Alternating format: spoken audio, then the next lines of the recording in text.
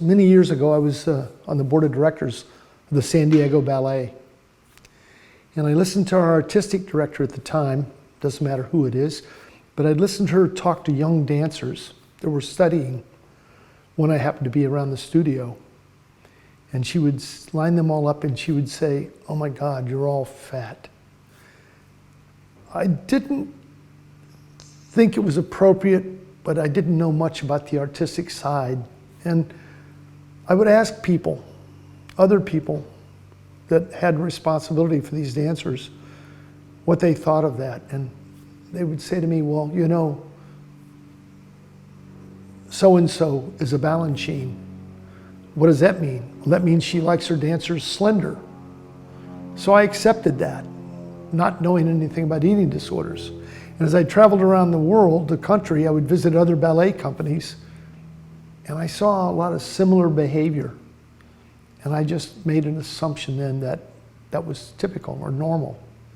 But then I continued my own personal journey watching one of those dancers grow up and develop some habits that were inappropriate. And I watched her struggle with that. And that happened to be my daughter, who's doing very well today. But she went through an awful lot of pain due to that. And that's what got me involved with eating disorders and my commitment to eating disorders as I saw it at a very young, early age.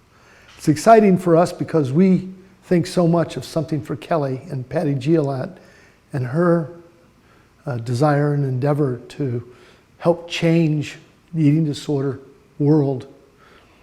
The contributions that she's made and the research that she's supporting right now is so important to help diversify the eating disorder community. It's no longer thought of as just a disease that affects young white girls. It's a disease that's pervasive in society and affects all demographics of society. And through the research that she and Something for Kelly is devoted to, we're going to find out exactly how that's influenced and what that looks like for every segment of society. What we'd really like for you to do is take a minute, just a minute, and go to edgi.org. That's EDGI. This is the Eating Disorder Initiative.